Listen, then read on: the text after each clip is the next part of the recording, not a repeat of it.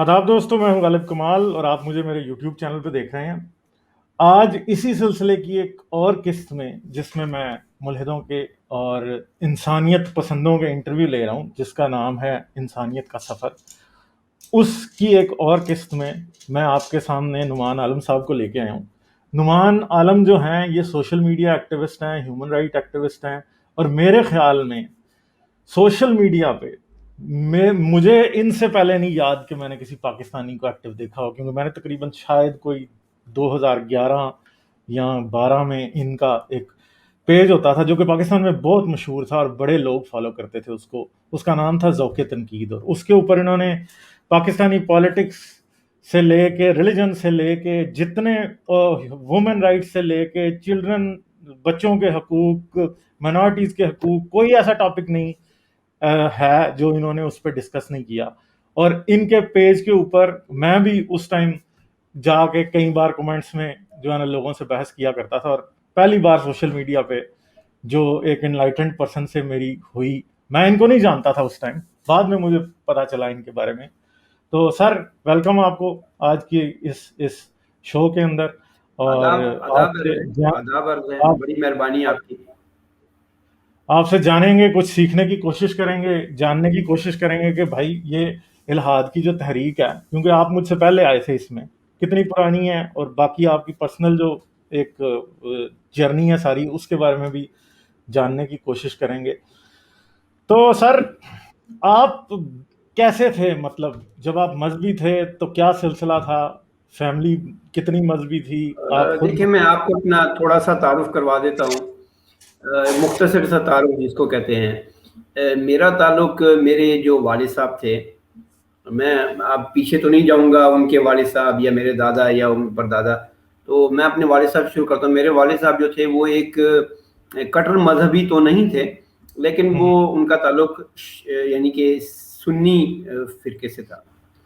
अच्छा, तो उन्होंने हमारी घर में, क्योंकि हम 5 भाई थे और 2 बहनें, 7 बहन भाई थे, तो उन्होंने हमारी जो तरबियत की उसमें कभी मैंने ये नहीं देखा कि मेरे वालिद ने मुझे डंडा लेके मारा हो कि जाओ तुम नमाज पढ़ो।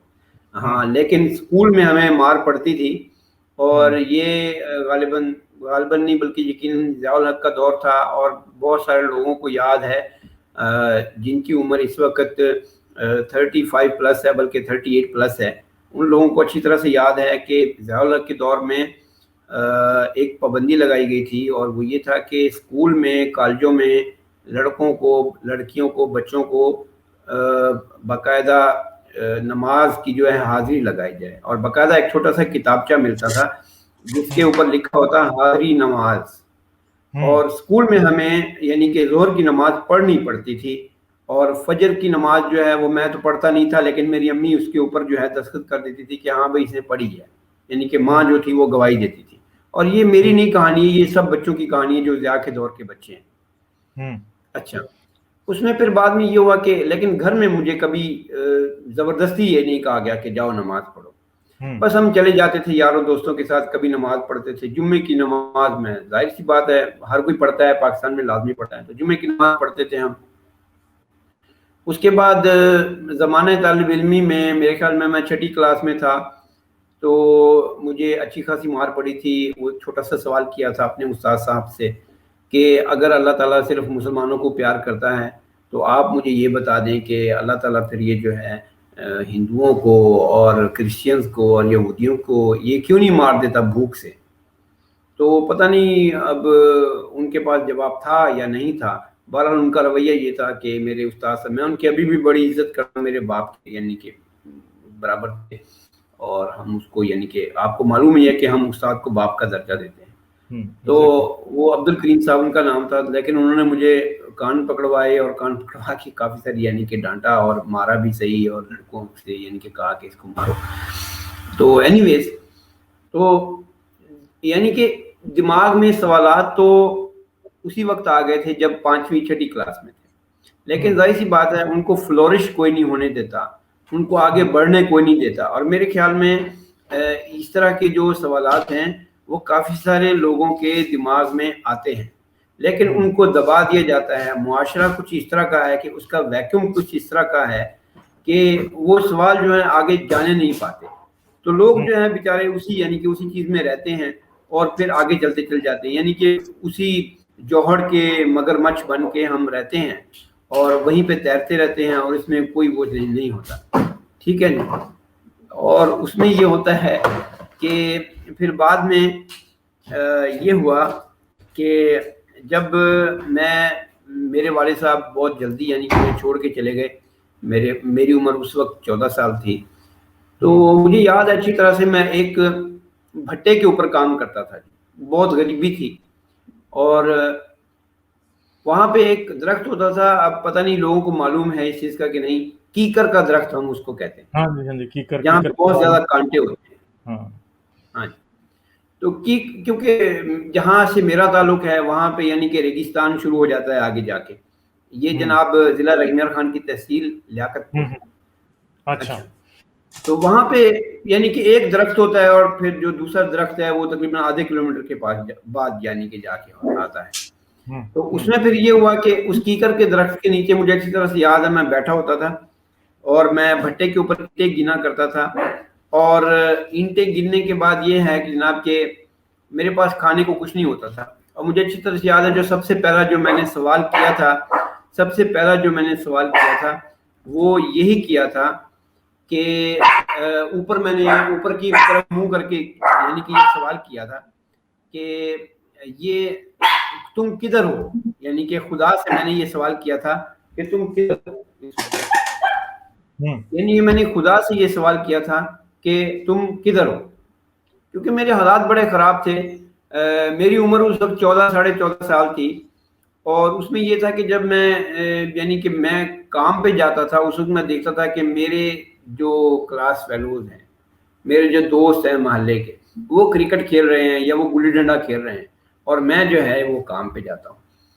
تو اس وقت یعنی کہ کافی ایک وقت ایسا تھا, یہ وہی 14 سے لے کر 15-16 سال تک کی عمر ہے, اور بہت سے سوال میرے ذہن میں آئے اور بڑا غصہ بھی آتا تھا اپنے اوپر. پھر یعنی کہ اس وقت یعنی کہ چیز تھی جس کو کہتے ہیں کہ ایک ہم موٹر سائیکل کو کک مارتے ہیں سٹارٹ کرنے کے لیے, تو یہ چیز تھی میرے اندر سچ کو جاننے کی ایک قسم کی, یوں سمجھے کہ میں نے کک سٹارٹ لیا وہاں سے. لیکن پھر یہ ہوا کہ 2-3 سال کے بعد پھر میرے بھائی یعنی کہ میری مدد کو آ گئے, میرے بڑے بھائی تھے. پھر میں لاہور آ گیا تو کبھی کبھی دل بہت کرتا تھا بہت سی چیزیں جاننے کو. کبھی میں نے قرآن مجید پڑھنا شروع کیا ترجمے کے ساتھ, پھر چھوڑ دیا. پھر میں نے احادیث کی کتابیں اٹھائیں, یعنی کہ چھوٹے چھوٹے پیریڈز کے ساتھ چھوٹی چھوٹی پیکٹس ہوتے تھے, یعنی کہ آدھا سال جو ہے وہ دین کی یعنی کہ اس کو جاننے میں گزارا ہے, پھر آدھا سال جو ہے وہ نہیں گزارا. تو اس طرح سے. ہاں جی. تو پھر یہ ہوا کہ ایک واقعہ ہوا میری زندگی میں جس نے یعنی کہ بہت میری زندگی بدلی. وہ یہ تھا کہ میرے بڑے بھائی سعودی عرب سے آئے اور جب مجھے معلوم ہو گیا کہ ان کا یہ ارادہ تھا کہ انہوں نے میری مرضی کے بغیر میری شادی کرنا چاہیے, تو مجھے جب یہ سب کچھ معلوم ہو گیا تو میں نے کہا نہیں بھی میں نے تو یہاں پہ شادی نہیں کرنی. تو پھر میں نے اپنی والدہ سے کہا تو انہوں نے مجھے تھوڑی بہت مالی امداد دی, تو میں پاکستان سے یوں سمجھے کہ بھاگ نکلا. بہت سے لوگ یہ سمجھتے ہیں کہ مذہب کو چھوڑ کے بھاگا, نہیں. پاکستان سے جب میں بھاگا میں مسلمان تھا, پھر میں نے 3-4 ملکوں کا سفر کیا, میں مسلمان تھا. پھر جب میں یہاں پہ یوکرین میں آیا تھا میں مسلمان تھا. اور جب میں نے اپنی 2005 میں جب میں نے اپنی آپ کی بھابھی سے, آپ کی یعنی کہ میری جو بیگم ہے ان سے جب میری ملاقات ہوئی تو میں پکا ٹھکا مسلمان تھا اور میں نے ان کو اسلام کے بارے میں بڑی تبلیغ کی اور ان کو جس کو کہتے ہیں کہ بھئی اسلام قبول کرنے کی پیشکش کی, اور انہوں نے اسلام قبول کیا اور باقاعدہ ہمارا نکاح ہوا. اور میرے نکاح کے جو نکاح خان ہیں وہ بھی اس وقت پاکستان میں ہیں, اور نکاح کے جو گواہ ہیں وہ بھی 1-2 یوکرین میں ہیں اور 1-2 یعنی کہ کہیں چلے گئے. تو مکمل یعنی کہ جس طرح سے ایک مسلمان ہوتے ہیں وہی میرا حساب کتاب تھا. پھر ایسا ہوا کہ 2006 میں جب میری بیٹی پیدا ہوئی تو میرے پاس بہت زیادہ فری ٹائم تھا. کام میرے پاس کوئی تھا نہیں, میں بچوں کو ٹیوشن دیتا تھا وہ دن میں 2 گھنٹے میں بزی ہوتا تھا، باقی 22 گھنٹے میں فری ہوتا تھا. اور گھر میں جو ہے وہ میری بیگم جو ہے وہ سارا دن بچی کے ساتھ یعنی کہ مصروف رہتی تھی، اور میرے پاس جس کو کہتے ہیں کہ بیش بہا ٹائم. تو پھر میرے دماغ میں پتہ نہیں کیا خیال آیا، تو میں نے قرآن کا مطالعہ کرنا شروع کر دیا. قرآن میرے پاس تھا ویسے، تو مجھے یاد ہے کہ انٹرنیٹ کیفے ہوتا تھا، وہاں پہ جاتا تھا، تو میں نے وہاں سے قرآن مجید ڈاؤن لوڈ کیا اردو میں، اور اس کو پرنٹ آؤٹ لیا اس کا، تو میں نے وہ پڑھنا شروع کر دیا. اس کے بعد میرے پاس میرے کچھ دوست بن گئے جو کہ کرسچن تھے، ان سے میں نے بائبل لی جو کہ رشین میں تھی. پھر میں نے پاکستان میں فون کر کے 1-2 دوستوں کو وہاں سے اردو میں اور انگلش میں بائبل منگوائی. اچھا. اس کے بعد یہاں پہ میرے یہودی، یوکرین میں بہت سارے یہودی اب بھی رہتے ہیں، تو یہودی میرے دوست تھے، انہوں نے مجھے تورات جو تھی وہ رشین میں اور انگلش میں دی. اور ایک وقت تھا میرا ارادہ یہ بھی تھا کہ میں تورات کا اردو میں ترجمہ کروں، کیونکہ تورات کا ابھی تک اردو میں کوئی خاص ترجمہ موجود نہیں. وہ پہلی 5 کتابوں کو تورا کہتے ہیں، تناخ ہوگی جو انہوں نے آپ کو دی ہوگی، جی ہاں. وہ اس میں کچھ ایکسٹرا کتابیں ہیں اولڈ ٹیسٹمنٹ سے، ہاں کچھ ربیوں کی کتابیں ہیں، بعد میں مکابیوں کی. جی ہاں، بالکل بالکل. تو بس پھر یعنی کہ میں ان چیزوں میں گم ہوتا گیا.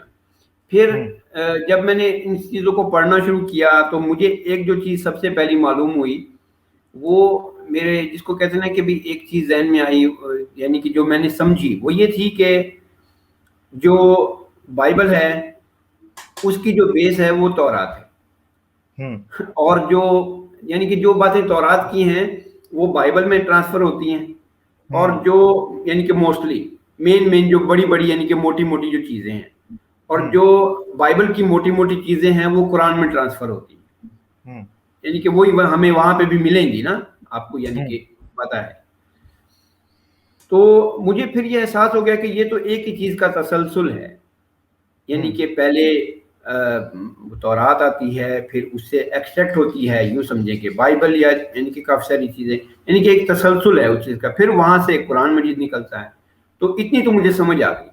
تو پھر میں نے بائبل کے اوپر زیادہ وہ کرنا شروع کیا، کیونکہ میرے پاس مسلمان ارد گرد اتنے زیادہ نہیں تھے، تو میں چرچوں میں جاتا تھا.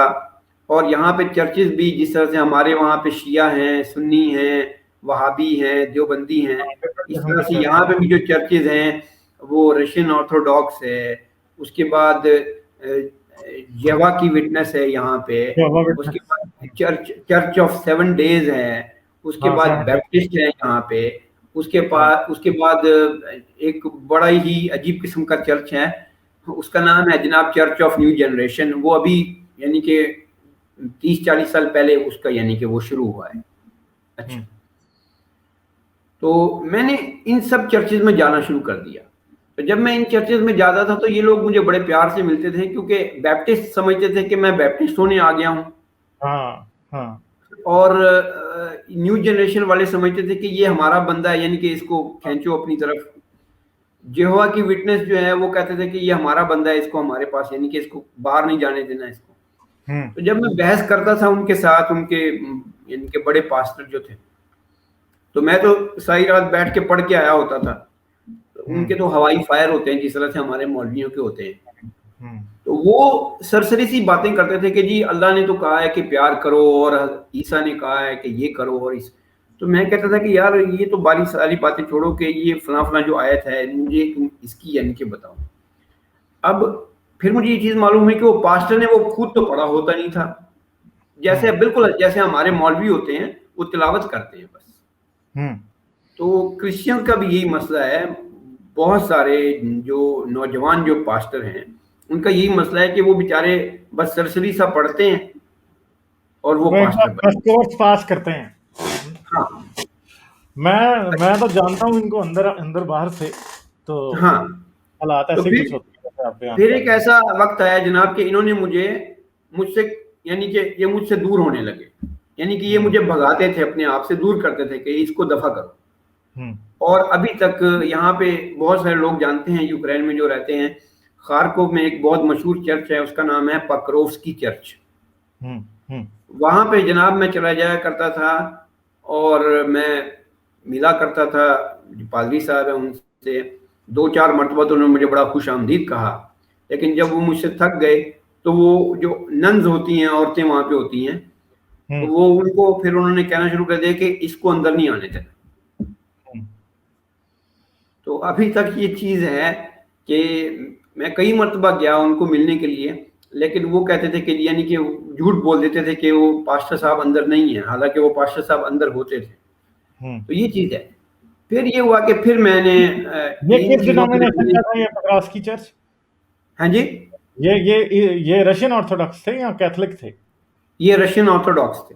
اچھا اچھا، پھر یہ ہوا کہ ایک مرتبہ ایک چیز ایسی بھی تھی کہ یہ جو چرچ اور نیو جنریشن جو چرچ ہے، میں نے آپ کو بتا رہا تھا کہ نیو بہت ہی کوئی جنریشن عجیب میں قسم یہ کا، مارمنس تو نہیں ہے، Church of Latter Day Saints والے وہ ہیں یا کوئی نہیں اور ہے؟ نہیں نہیں نہیں، یہ جناب اس میں ایسٹونیا میں اور لیٹویا میں شروع ہوا ہے یہ کام، اچھا، آج سے کوئی 40 سال پہلے۔ اس کی میں آپ کو پوری ہسٹری بتا دوں گا۔ تو اس میں یہ ہے کہ یہ لوگ کیا کرتے ہیں کہ انہوں نے تورات کو اور انجیل کو اکٹھا کیا ہے، اور یہ ایک قسم کی یوں سمجھے کہ یہودیت اور کرسچینٹی کا مرکب ہے، یعنی کہ یہ بہت ہی کوئی عجیب سی چیز ہے۔ اچھا اچھا اچھا، ٹھیک ٹھیک ٹھیک۔ ان کی جو دعائیں ہیں وہ عبرانی زبان میں ہیں، یعنی کہ یہ دعا کرتے ہیں عبرانی زبان میں، خالص عبرانی زبان میں، جس طرح سے ہم ہیں نا مسلمان، کہ ہم پنجابی بولتے ہیں، ہم سندھی بولتے ہیں، ہم بلوچی بولتے ہیں، لیکن ہم دعا جو کرتے ہیں وہ ہم کہتے ہیں کہ الحمدللہ رب العالمین، اس طرح سے۔ تو یہ جو دعا ہے یہ بھی جو ہے، شریعت بھی جوئش شریعت پہ بھی چلتے ہیں یہ؟ ہاں، یہ جو یعنی کہ مکمل تو نہیں چلتے لیکن کافی ساری چیزیں ہیں۔ اچھا، تو ان کا پھر ایک اور چیز ہے کہ یہ لوگوں کو پاگل اس طرح سے بناتے ہیں کہ یہ کہتے ہیں جناب کہ ہم آپ کو ہیل کریں گے، یعنی ہم آپ کا علاج معالجہ کریں گے۔ اچھا، تو اس میں پھر یہ ہوتا ہے کہ یہ لوگوں کو ٹرانس کی حالت میں لے کے جاتے ہیں، جس طرح سے ہمارے ہاں ہپنوٹائز جس کو کہتے ہیں، ہپنوٹائز کرنا۔ تو یہ گانے گاتے ہیں، اور ایک یعنی کہ بینڈ ہے باقاعدہ ان کا ہر جگہ پہ، یہ بینڈ یعنی کہ ہر چھوٹے بڑے شہر میں انہوں نے بینڈ رکھا ہوا ہے۔ تو وہ لڑکیاں گانے گاتی ہیں اور بینڈ بجتا ہے، اور ساتھ اور جو پاسٹر ہوتا ہے وہ کہتا ہے کہ جیسس آ گیا ہے، اس کو تم گلے لگا لو۔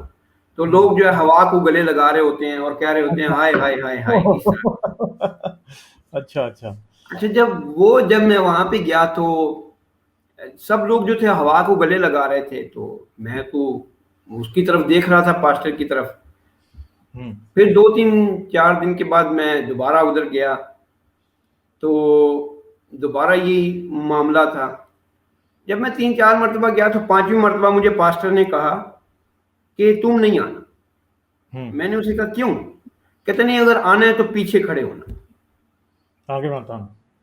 میں نے کہا یار تم تو میرے دوست ہو۔ وہ کہنے لگا نہیں، دوست تھی اپنی جگہ پہ، لیکن تم میرا کام خراب کر رہے ہو۔ اس نے بالکل ایسے ہی کہا کہ تم میرا کام خراب کر رہے ہو۔ تو میں نے کہا میں آپ کا کام کیسے خراب کر رہا ہوں؟ وہ کہتے ہیں یار لوگ تمہیں دیکھتے ہیں۔ میں لوگوں کو کہتا ہوں کہ جیسس آ گیا ہے، تم اس کو جپی ڈالو۔ لوگ ہوا کو بغل گیر کرتے ہیں اور کہتے ہیں ہائے ہائے ہائے، یعنی کہ جیسس تو آ جا، میرے گلے لگ جا۔ اور تم جو ہو تمہارے اوپر کوئی اثر ہی نہیں ہوتا، تو وہ لوگ تمہاری طرف دیکھنا شروع کر دیتے ہیں کہ یار یہ لوگوں کو ہوش آنا شروع ہو گیا کہ بھئی یہ اس کے اوپر تو کوئی اثر نہیں ہو رہا، میں پاگل تو نہیں ہوں کہ یعنی کہ اس کے اوپر کوئی اثر نہیں ہو رہا، لیکن مجھے جیسس نظر آ رہا ہے۔ تو لوگوں کو ٹرانس کی حالت میں جب آپ لے کے جاتے ہیں تو آپ کو مکمل ایک ماحول بنانا پڑتا ہے۔ تو میں اس ماحول میں ایک قسم کا خلل بننا شروع ہو گیا، تو اس نے مجھے ہٹا دیا۔ تو یہ خیر پھر لمبی ساری کہانی ہے، پھر کیا ہوا بعد میں، بہرحال یعنی کہ یہ ڈرامے بازی ہیں ان کی۔ پھر یہ ہوا کہ پھر میں نے اپنا بلاگ بنایا اور میں نے سوچا کہ میں اس بارے میں لکھوں گا۔ تو میں نے پھر وہاں پہ میری ملاقات جو ہے سے ہوئی، شاید آپ اس کو جانتے ہیں کہ نہیں۔ کا میں نے نام تو سنا ہے مگر مجھے نہیں پتا، میں ان کا مکمل نام نہیں لوں گا۔ ہاں ٹھیک ہے، اگر ایسے ہیں کوئی بلاگر ہیں شاید میں جانتا ہوں، ہو سکتا ہے۔ ہاں جی، تو وہ ہیں، ان کے ساتھ میری ملاقات ہوئی تو انہوں نے بہت کچھ بتایا قرآن کے بارے میں، ظاہر سی بات ہے انہوں نے تو وہ تو سمندر تھے اس چیز کا، تو انہوں نے کافی ساری چیزیں بتائیں سے، اور یعنی کہ جب میری ملاقات ہوئی تو ہم دونوں میں ایک چیز مشترک تھی، وہ یہ تھی کہ میرے پیج کا نام تھا ذوق تنقید، تو انہوں نے مجھے پوچھا کہ آپ کے پیج کا کیا مطلب ہے، تو میں نے انہیں کہا کہ جی دیکھیں ذوق تنقید یعنی کہ تنقید کرنی ہے کسی تمیز کے ساتھ، کسی کو گالی نہیں دینی ہے، کسی کو اوئے نہیں کرنا، کسی کے ساتھ بدتمیزی نہیں کرنی ہے۔ تو وہ مجھے کہنے لگے کہ یار آپ تو میرے یعنی کہ بڑے قریب ہیں روحانی حساب سے، کیونکہ میں تو کہنے کا مطلب ہے میں بھی یہی چاہتا ہوں کہ لوگ قرآن کو پڑھیں اور سمجھیں اور پھر فیصلہ کریں، اور بدتمیزی نہیں ہے، کوئی کسی کے اوپر فتوے بازی نہیں ہے، کسی کو ماں بہن کی گالی نہیں نکالنی۔ تو یہ چیز ہم دونوں میں مشترک تھی۔ پھر انہوں نے مجھے اپنی ویب سائٹ کے لیے انہوں نے مجھے کہا کہ میری ویب سائٹ کے لیے تم بڑا اچھا لکھتے ہو، تو میری ویب سائٹ کے لیے بھی لکھا کرو، لکھ دیا کرتے تھے۔ اور میرے کافی سارے کالم ایسے تھے ان دنوں جو کہ یعنی کہ آنکھیں یعنی کہ ایسے تھا کہ ایک خاموش پروٹیسٹ تھا، یعنی کہ وہ یعنی کہ کھل کے میں نہیں کہتا تھا کیونکہ میں تھوڑا بہت ڈرتا تھا، لیکن پھر یہ ہوا کہ پھر میں نے کھل کے لکھنا شروع کیا۔ آپ کہہ رہے ہیں کہ آپ نے بھی پڑھا، کافی سارے دوسرے لوگوں نے بھی پڑھا۔ تو اسلام کو جو میں نے چھوڑا ہے وہ 2011 میں آ کے میں نے چھوڑا ہے، یعنی کہ لوگ تو آج کل فیشن میں ہی آ کے ہو جاتے ہیں نا ملحد کچھ، یعنی کہ میں یہ کہہ رہا ہوں کہ آج کل جو نئے بچے ہیں وہ بیچارے فیشن میں ملحد ہو جاتے ہیں۔ ابھی 2 دن پہلے مجھے ایک میسج آیا ہوا تھا کہ یار میں غیر مسلم ہونا چاہتا ہوں، مجھے تھوڑی سی ٹپس دے۔ تو میں نے کہا میرے پاس تو کوئی ٹپس نہیں ہے، یہ کوئی کرکٹ کا میچ تو نہیں ہے، آپ جائیں، آپ کتابیں پڑھیں، آپ انٹرنیٹ آپ کے سامنے کھلا ہوا ہے۔ ہم تو جس وقت ہم نے پڑھنا شروع کیا اس وقت تو انٹرنیٹ کے اوپر بھی اتنا کچھ موجود نہیں تھا، تو آپ پڑھیں، آپ پہلے آپ قرآن مجید کو پڑھیں، پہلے آپ احادیث کی کتابوں کو پڑھیں، پھر آپ یعنی کہ آگے نکلیں۔ یہ نہیں ہے کہ میں بھائی غیر مسلم ہونا چاہتا ہوں، تو لوگ کافی سارے لوگ یہ سمجھتے ہیں کہ غیر مسلم ہونے سے کوئی فائدہ ملتا ہے۔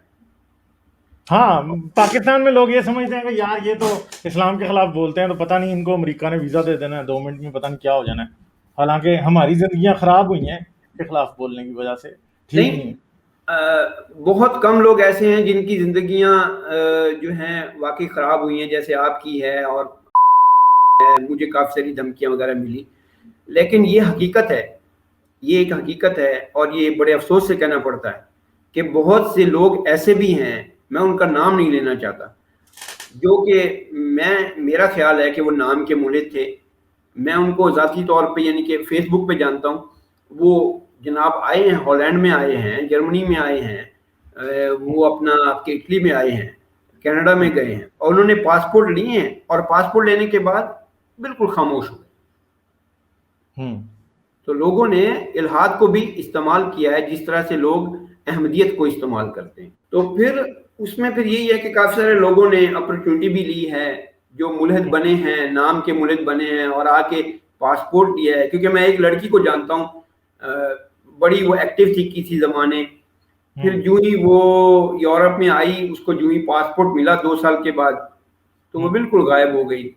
ابھی بھی میری کبھی کبھی بات ہوتی ہے تو وہ کہتی ہے کہ چھوڑو یار ان چیزوں کو کیا کرنا ہے، میں تو انجوائے کر رہی ہوں لائف کو۔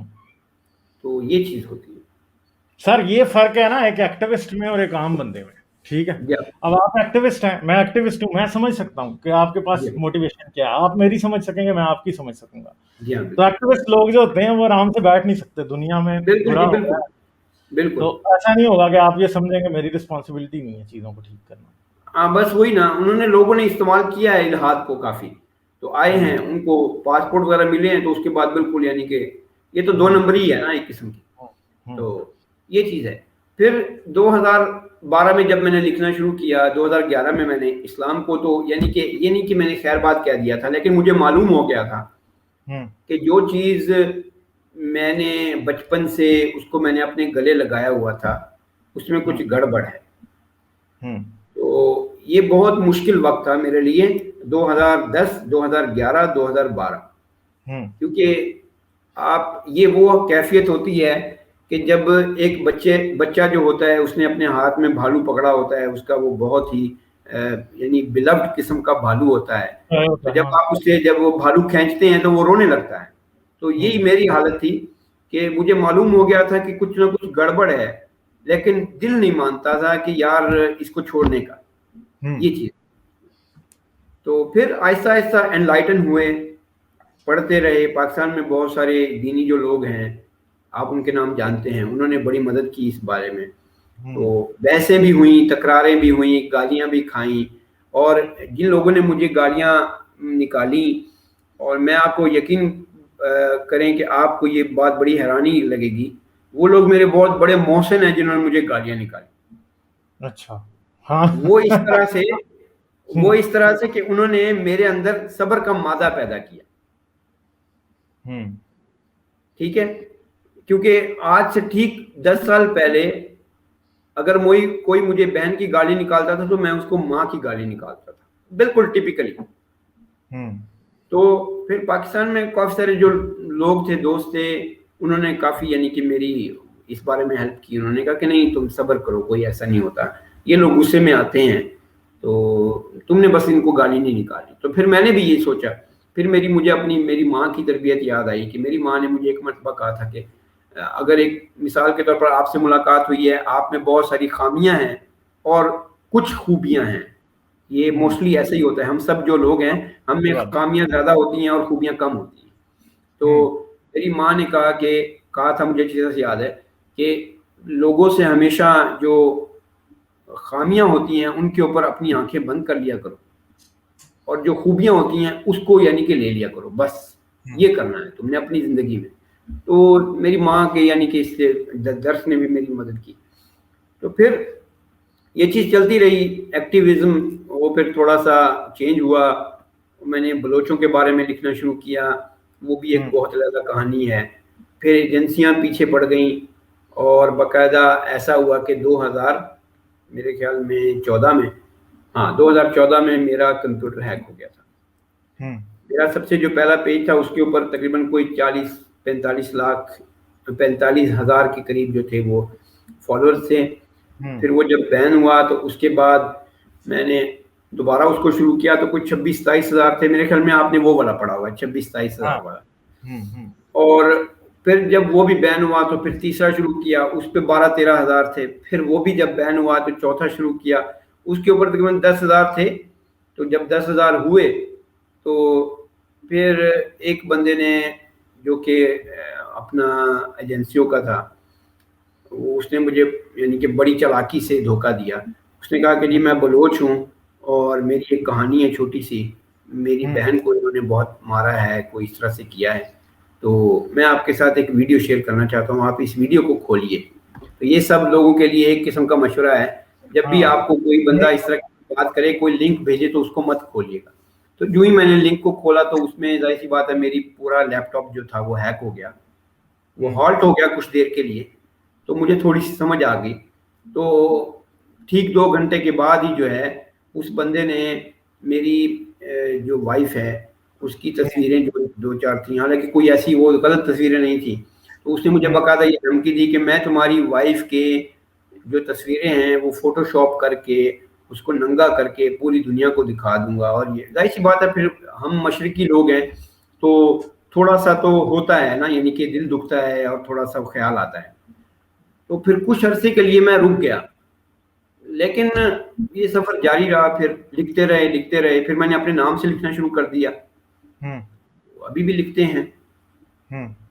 ہاں، وہ آپ کی پوسٹ مجھے نظر سے گزرتی رہتی ہیں. مگر یہ ہے کہ آپ نے جب شروع کیا تھا تو پاکستان میں آپ کو کیا نظر آتا تھا؟ کتنے مخالف تھے، کتنے دوست تھے، آڈینس کا ریئیکشن کیا ہوتا تھا؟ کیونکہ میں نے 2014 سے میں ایکٹیو ہوں، 2014 سے لے کے آج تک میں نے کافی چینج دیکھا ہے، مگر آپ اس سے پہلے تھے.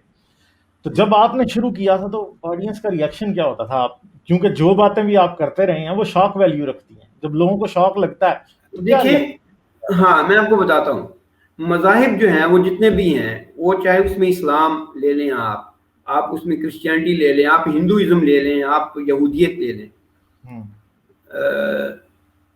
ان میں یہ چیز ایک مشترک ہے وہ یہ ہے کہ ان کی منطق کے ساتھ کوئی دوستی نہیں.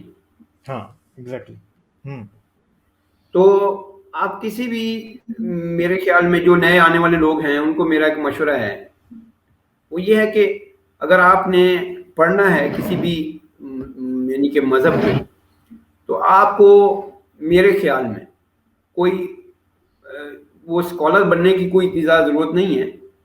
تو آپ چیزہ سے اگر باتیں لے لیں, انہی کے اگر انہی سوالوں کے اگر آپ جواب ڈھونڈنا شروع کر دیں, تو آپ کو, جس کو کہتے ہیں کہ دودھ کا دودھ اور پانی کا پانی ہو جاتا ہے. ابھی ایک چھوٹی سی اس کی ایک مثال ہے. وہ مثال یہ ہے, آپ دیکھیے کہ ہمیں ایک حدیث بتائی جاتی ہے کہ ایک عورت تھی جو کہ حضور پاک کے اوپر کوڑا پھینکا کرتی تھی, اور پھر 2-4 دن گزر گئے, اس نے کوڑا نہیں پھینکا. تو پیغمبر اسلام جو تھے وہ گزرے اس کے گھر کے پاس سے, تو ان کو خیال آیا کہ بھئی کوڑا میرے اوپر کیوں نہیں پھینکا کسی نے. تو انہوں نے پھر اگلے دن یا اسی دن شاید جا کے اوپر دیکھا, تو وہ مائی جو تھی یا عورت جی تھی وہ بیمار پڑی ہوئی تھی. تو آپ نے ان سے پوچھا کہ کیا ہوا, وہ تھر تھر کانپنے لگی کہ اب یہ مجھے مار دے گا کیونکہ میں تو اس کے اوپر گند پھینکتی ہوں. تو جب پیغمبر اسلام نے یہ دیکھا تو وہ ان کو یعنی کہ بڑا دل دکھا, تو انہوں نے جا کے اس کا پانی وانی لے کے آئے. یہ سب کچھ ہمیں بتایا گیا. تو پھر بعد میں وہ مسلمان ہو گئے. اچھا, اس بارے میں کوئی حدیث نہیں ہے. ہاں یہ اردو, اور یہ اسلامیات کی کتاب میں نہیں, اردو کی کتاب میں ہوتی تھی. یہ مجھے نہیں یاد یہ 5ویں کی کتاب تھی کہ 4تھی یعنی کی کہ کتاب. اتنا جھوٹا کوئی واقعہ ہے, اتنا کوئی جھوٹا واقعہ ہے جس کی کوئی حدیث نہیں ہے. اچھا چلیں ٹھیک ہے, وہ عورت مسلمان ہو گئی, یہ تو ایک بہت بڑا واقعہ ہے نا اسلام کی تاریخ میں. اگر وہ مسلمان ہو گئی آپ کے یعنی کہ اس کو دیکھ کر, اس کے سلوک کو دیکھ کے, اس کا نام کیا تھا کسی کو کوئی معلوم نہیں.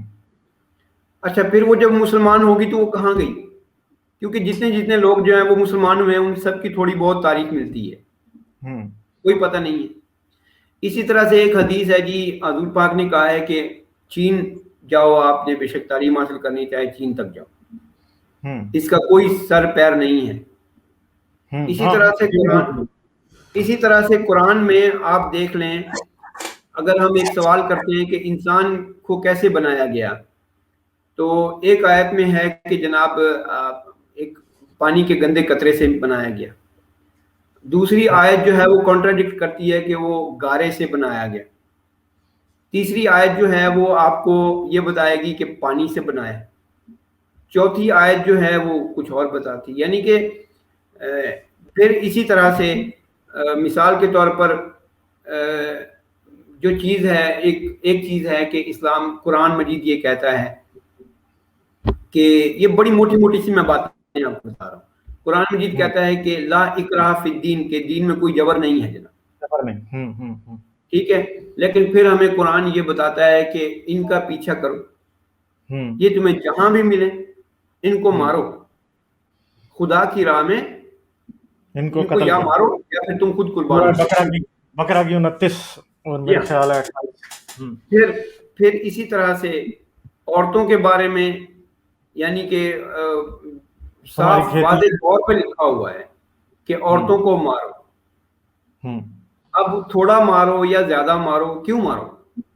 اس کا جواب ہمیں یہی ملتا ہے کہ جناب وہ تو جی اب وہ اس طرح سے, یعنی کہ ابھی دیکھیں جب مجھے کوئی یہ کہتا ہے کہ عورت کم عقل ہے یا فلاں فلاں روایت سے ہے یا فلاں فلاں حدیث سے ہے, تو میں تو سمجھتا ہوں کہ میری ماں کو کوئی گالی نکال رہا ہے. ابھی اس طرح سے شیعہ لوگوں کا بھی ہے. ابھی پچھلے دن تھوڑی سی بحث ہوئی تھی, تو لوگ شیعہ لوگ جو تھے وہ میرے اوپر آ کے مجھے یعنی کہ گالیاں نکالنا شروع ہو گئے. تو وہ کہہ رہے تھے جی کہ وہ حضرت علی نے یہ, تو میں نے کہا بھائی لحاظ کہنے کا مطلب ہے وہ بلاغہ میں جو ہے وہ لکھا ہوا ہے کہ عورت جو ہے وہ سانپ ہے. اب تم مجھے یہ بتاؤ کہ کیا تم اپنی عورت کو سانپ, ماں کو سانپ سمجھتے ہو؟ چلو بیوی کی تو سمجھ آ جاتی ہے, چلو ہاں, کیا تم اپنی بہن کو سانپ سمجھتے ہو؟ عورت جو ہے وہ برائی کی جڑ ہے, تمہاری ماں برائی کی جڑ ہے. یعنی کہ اتنی بیسک چیزیں ہیں, اور یہ صرف قرآن میں نہیں ہے, یہ چیزیں صرف حدیثوں میں نہیں ہیں, یہ چیزیں جو ہیں آپ کو ہندوازم میں بھی ملیں گی. یہ چیزیں جو ہے آپ کو بائبل جو ہے پرانی ٹیسٹامنٹ جو ہے, بڑی بڑی نیو ٹیسٹمنٹ بھی ہے, نیو ٹیسٹمنٹ پرانی جو ٹیسٹامنٹ ہے اس میں جناب یہاں تک ہے کہ جو شخص تمہاری عورت کو دیکھے اس کی آنکھیں نکال دو. اب یہ کوئی کرنے کی بات ہے؟ ٹھیک ہے جی. یعنی کہ وائلنس سے بھرپور ہیں یہ کتابیں. اور پھر جب ہمیں بتایا جاتا ہے, ہمیں کہتے ہیں کہ بھئی تم نے وہ والی آیت نہیں پڑھی. میں پھر یہی سمجھتا ہوں کہ آج اگر میں خدا نہ خواستہ کسی کی بہن کو گالی دوں اور ساتھ ہی یہ کہہ دوں کہ نہیں یار تمہاری بہن تو میری بہنوں کی طرح ہے, تو یہ تو نانسنس ہے کہ آپ ایک طرف سے گالی دے رہے ہیں, دوسری طرف سے آپ کہتے ہیں کہ نہیں آپ اس کو عزت دے رہے ہیں. یہ غلط بات ہے اور یہ لاجک کے بالکل قریب نہیں ہے. اور کافی سارے جو لوگ مجھ سے پوچھتے ہیں کہ آپ نے اسلام کیوں چھوڑا, میں نے اسلام اس لیے چھوڑا ہے, میں نے اسلام اس لیے نہیں چھوڑا کہ یہ فیشن ہے, میں نے اسلام اس لیے نہیں چھوڑا کہ مجھے پیسے ملے ہیں, میں نے اسلام اس لیے نہیں چھوڑا کہ میں نے یہودیت قبول کر لی یا عیسائیت قبول کر لی. میں نے اسلام کو اس لیے چھوڑا ہے, اور میں نے صرف اسلام کو نہیں چھوڑا, میں نے کرسچینٹی کو بھی چھوڑا ہے اور میں نے یہودیت کو بھی چھوڑا ہے, میں نے ان کو بھی پڑھا ہوا ہے اور تھوڑا بہت ہندوازم کو بھی پڑھا ہوا ہے, جھوٹ نہیں بولتا, تھوڑا بہت پڑھا ہوا ہے. تو میں نے ان سارے مذاہب کو اس لیے چھوڑا ہے کہ یہ سب جو مذاہب ہیں یہ میرے بیسک رائٹس جو ہیں ایک انسان ہونے کے ناطے ان کو ختم کرنے کے در پہ ہیں. یہ مجھ سے سوچنے سمجھنے کی صلاحیت جو ہے اس کو چھین لینا چاہتے ہیں. یہ مجھے کہتے ہیں کہ یہ میری زندگی کو, اب دیکھیں ایک کتاب ہے جس کا نام بائبل ہے, ایک کتاب ہے جس کا نام قرآن ہے, ایک کتاب ہے جس کا نام تورات, یعنی ان کے ہمیں تو معلوم ہی نہیں کہ یہ چیزیں کہاں سے آئی. اس کی ایک چھوٹی سی میں آپ کو مثال دیتا ہوں, وہ یہ ہے کہ آپ یہ دیکھ لیں کہ جب آپ نے کبھی پینسل خریدی ہے غالب؟ بالکل خریدی, ہر ایک نے خریدی جی. جب آپ پینسل خریدتے ہیں تو آپ کو شاید یاد ہو, مجھے تو بھی یاد ہے کہ ہم اس کو چلا کر دیکھتے ہیں کہ چلتی بھی ہے کہ نہیں ہے. ایسے ہی ہوتا تھا نا پہلے, جب ہم اب بھی ایسے ہوتا ہے کہ جب ہم پینسل لینے جاتے ہیں تو ہم اس کو چلا کے دیکھتے ہیں کہ چل بھی رہی ہے کہ نہیں چل رہی. بالکل. اس پینسل کی قیمت کتنی ہے؟ 5 روپے, 10 روپے. اب ہم جب 5 روپے جو ہم خرچ کر رہے ہیں, ہم دکاندار کے اوپر 5 روپے کا اعتبار نہیں کرتے, نہیں کر رہے. ایگزیکٹلی نہیں کرتے ہم کہ جی ہم نے یہ پینسل چلا کے دیکھنی چلتی ہے کہ نہیں چلتی. تو آپ مجھے میرے ہاتھ میں ایک کتاب دے رہے ہیں, آپ کہتے ہیں کہ تم اپنی پوری زندگی جو ہے اس کے مطابق گزار لو, تو میرا تو پھر حق بنتا ہے کہ میں اس کو چیک کروں. اگر میں پینسل کو چیک کرتا ہوں جو کہ میں نے 2 ہفتے چلا کے پھینک دینی ہے, تو آپ تو مجھے یہ کہہ رہے ہیں کہ یہ جو کتاب ہے تم نے اس کے مطابق اپنی پوری زندگی گزارنی ہے, اور اس کو چیک ہی نہیں کرتا, اس کو چیک بھی نہیں کرنا. یہ تو بے دکھی بات ہے نا. تو یہی چیز ہے جو کہ بہت اہم ہے, لوگ اس کے اوپر توجہ نہیں دیتے.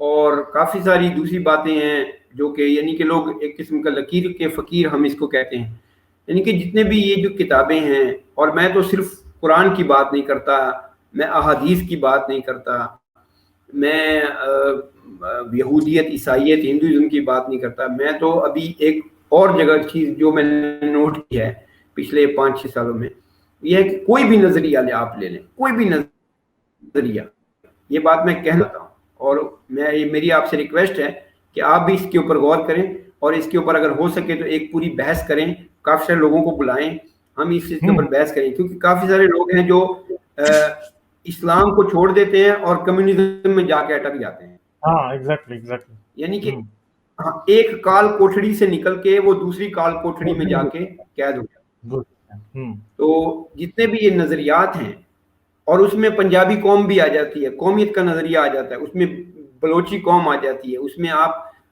پشتون آ جاتے ہیں, اس میں یوکرینی آ جاتے ہیں, اس میں بنگلہ دیشی آ جاتے ہیں.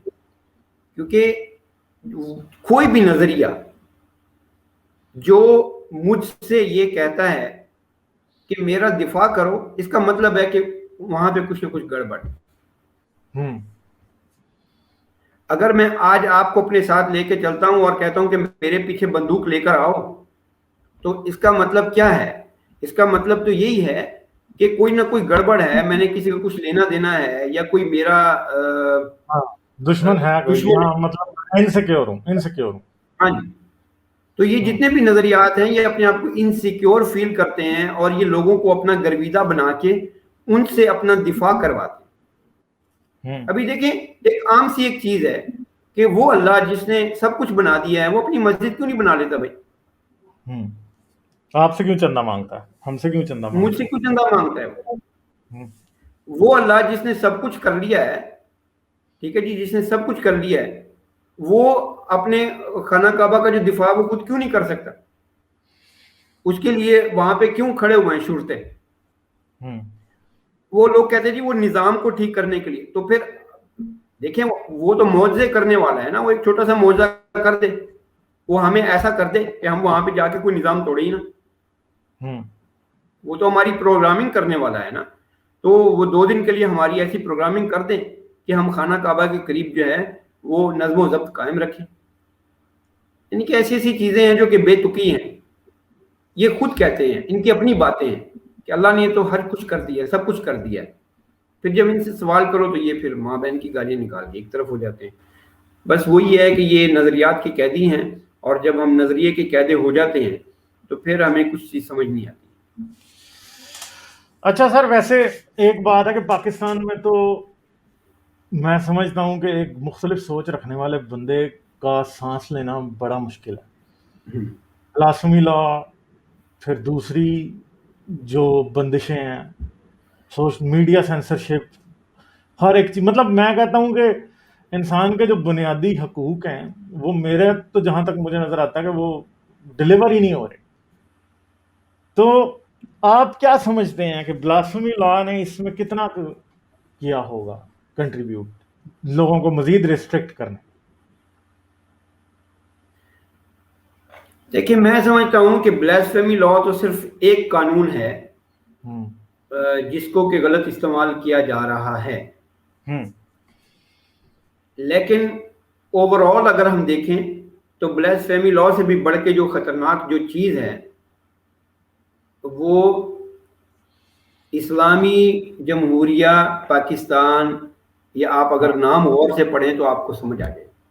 ایگزیکٹلی کیونکہ دیکھیں اسلام میں جمہوریت نہیں ہے، بالکل اسلام میں جمہوریت کی گنجائش ہی نہیں ہے. اسلام میں خلیفہ ہوتا. اگر جمہوریت کی گنجائش ہوتی تو خلیفہ پہلا انصار سے ہوتا، مہاجرین سے نہ. تو یہی چیز ہے کہ ہماری جو بہت سے لوگ مجھ اب اتفاق نہیں کریں گے، مجھے اس چیز کا ڈر نہیں ہے.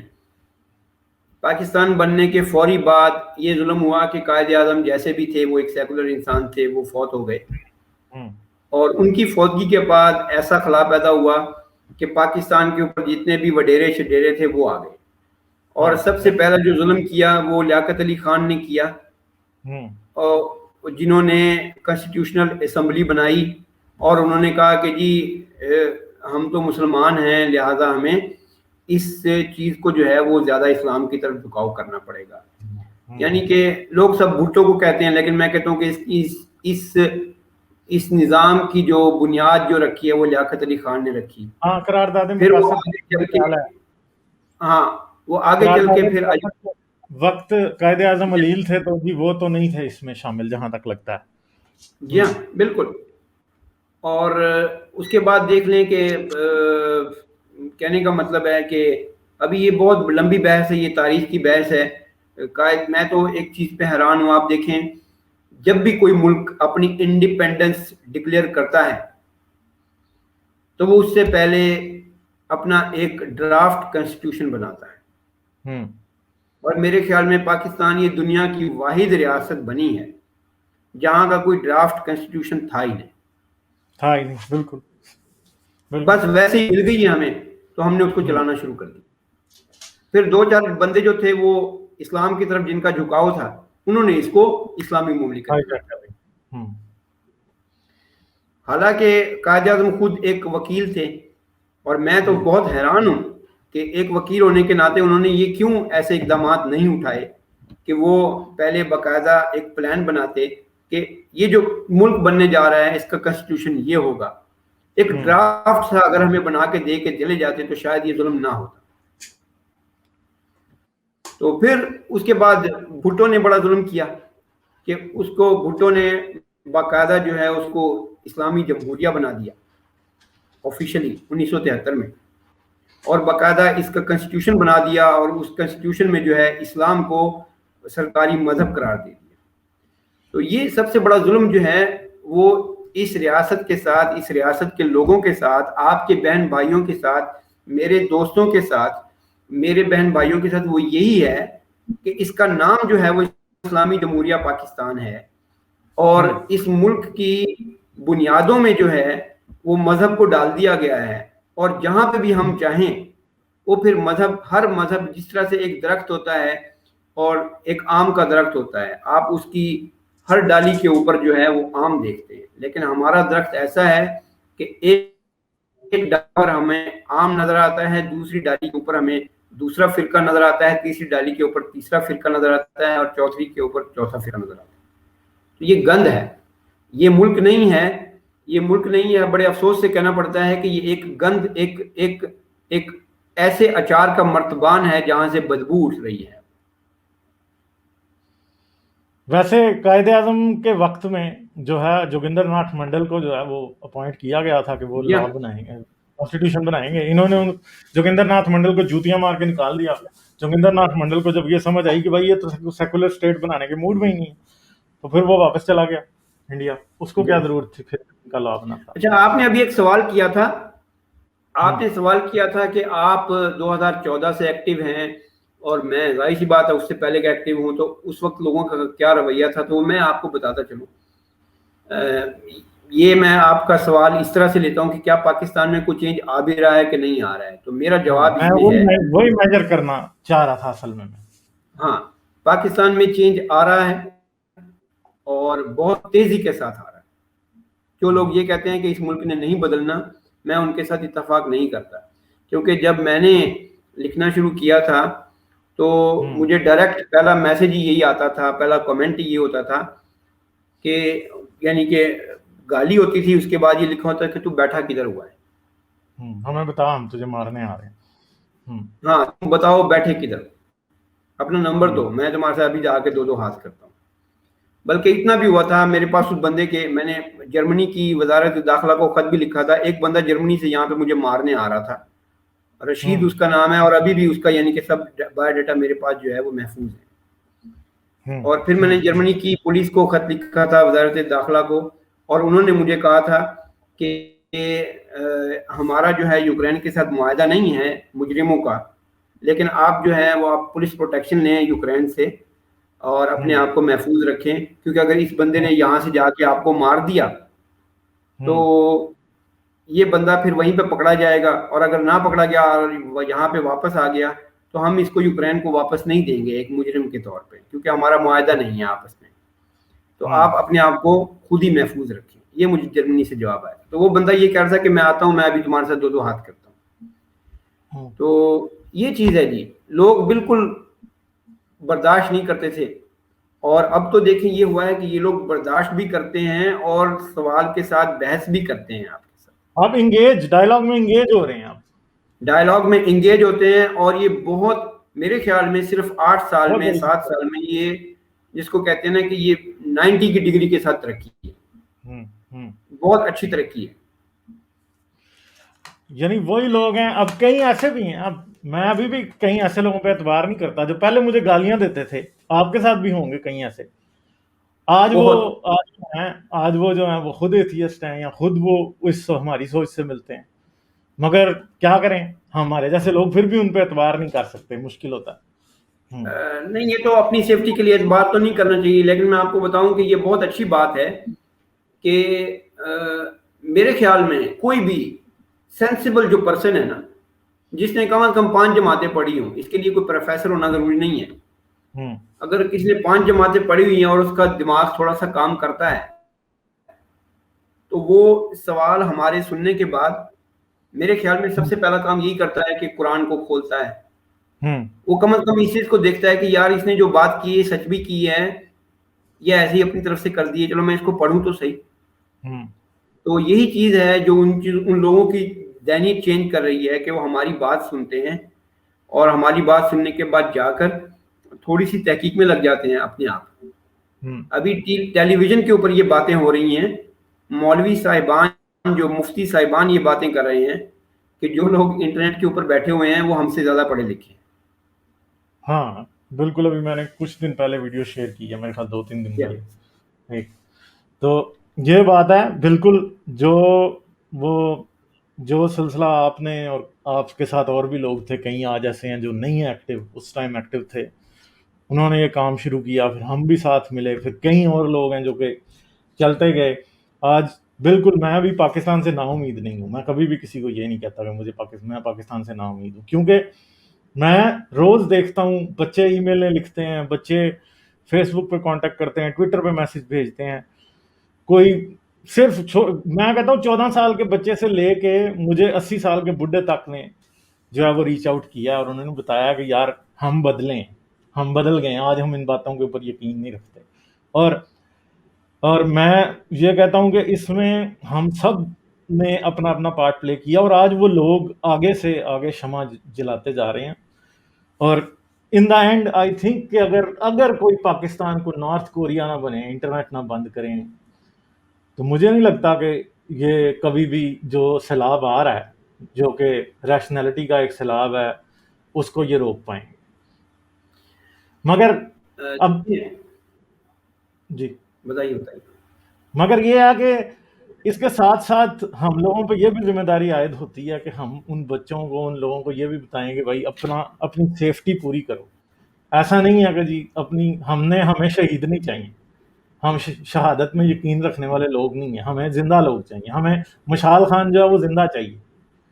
جی ہاں, تو ابھی میں آپ کو بتاتا ہوں کہ ہم میں اور ایک عام مولوی میں جو فرق ہے وہ یہی ہے کہ ہم کسی کو تبلیغ نہیں کرتے, اور میری آپ سے بھی گزارش ہوگی اور کافی سارے لوگوں سے گزارش ہوگی, اور میں آپ کے پلیٹ فارم کے تھرو یہ بات لوگوں کو کہنا چاہتا ہوں کہ کم از کم میرا مقصد یہ نہیں ہے کہ آپ اسلام کو چھوڑ دیں.